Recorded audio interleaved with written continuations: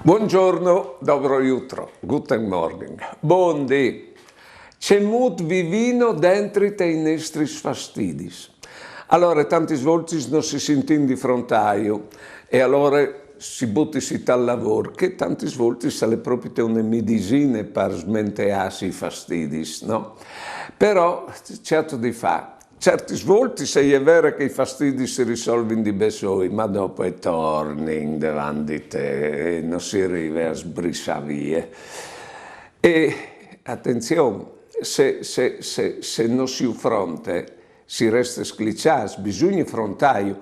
E per frontaio non si ha di essere di besoi, si ha di avere l'umiltà di domandare aiuto.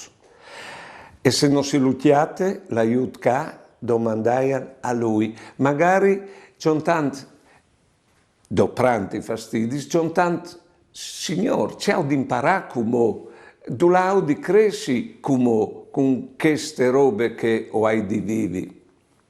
Bene, allora l'importante è frontaio e salta fuori crescius dei fastidi.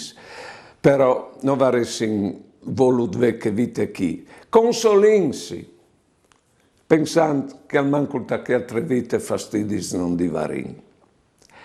Avevi di Dius che il 5 di settembre, dal Prat di Planelis a Undis, alle Lottavari, no?